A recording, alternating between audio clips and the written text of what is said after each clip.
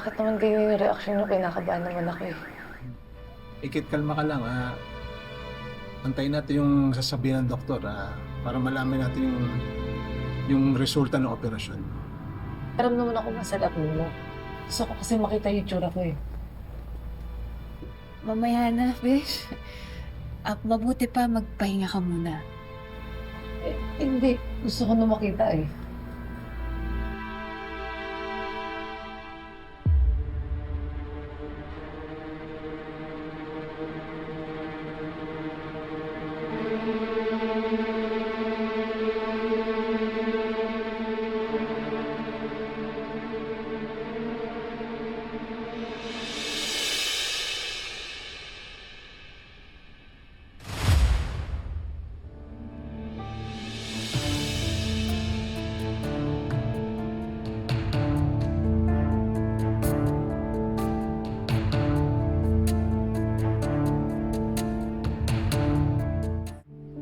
Dok.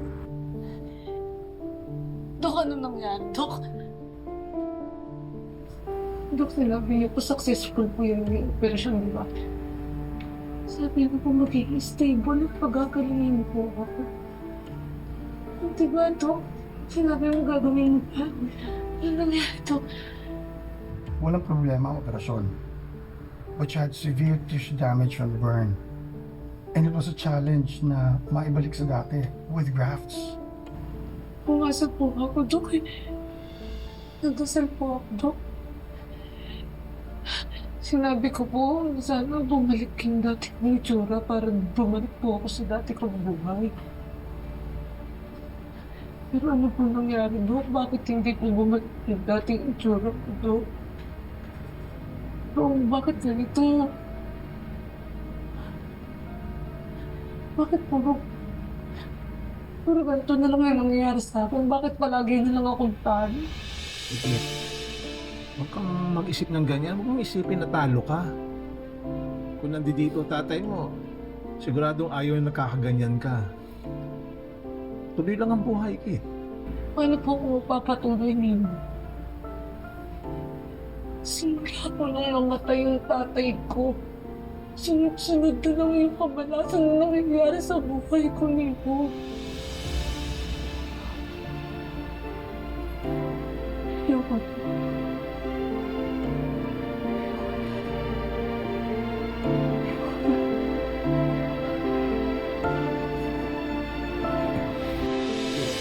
Ikit! Besh. Ikit! Ikit! Besh! Ikit! Buksan mo itong pinto. Ikit! Besh! Makipag-usap ka, Ikit. Ikit!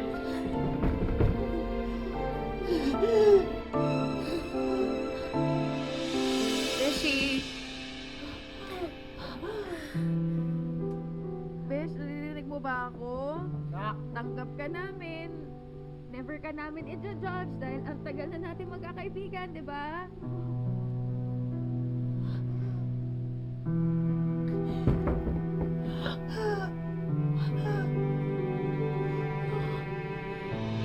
Besh! Buksan mo yung pinto! Ikit!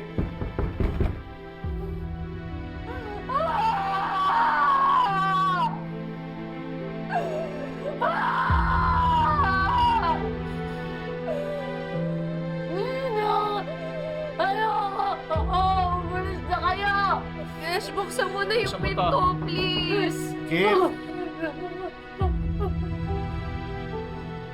Hindi ka na, lumabas ka na dyan. Sa inyo palang hiyang-hiya na ako. Maski yung sarili ko, hindi ko na kayang tignan. Ano sasabihin nila sa akin? Puro panlalait na lang ang maririnig ko. Nak, huwag mo isipin yung sasabihin ng tao sa'yo. Pag binang insulto sa'yo, kami aaway doon. Pamilya kami. Tutulungan ka namin. Sige na, lumabas ka na dyan. Paano yung trabaho mo? Paano na lang mapapaturgay sa akin? Kuya, nagtataragay ng bakit? Paano na lang ako makakapag-ipon ng pera? Paano ako kukuha ng magaling na abogado para mabawi ko yung lupain natin ng mga kadimoy natin? Paano ko na lang mabibigyan ng hustisya yung pagkamatay ng tatay ko? Paano? Pikit! Huwag mong isipin na pangit ka. May mga pagbabago mangyayari talaga sa'yo. Pero isipin mo na lang yung pinangako mo sa tatay mo. Yung hustisyang ibibigay mo sa kanya, di ba? Doon ka na muna mag-focus. Tama, Bes. Hindi pa tapos yung laban. Gamitin mo lahat ng pang-aansa tsaka pangbabash sa'yo para lumakas ka. Para sa tatay mo. Diba? Sige na. Buksan mo na tong pinto. Bas ka na dyan, anak. Sige na. Beshi, hindi ka nag-iisa. Hindi ka na dito.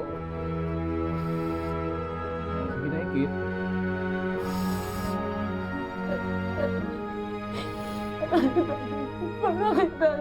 Bakit tatay?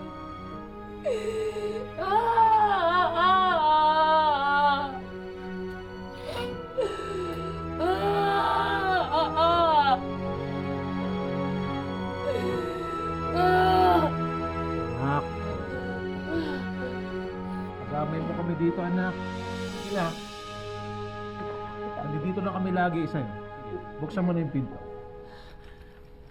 Bes.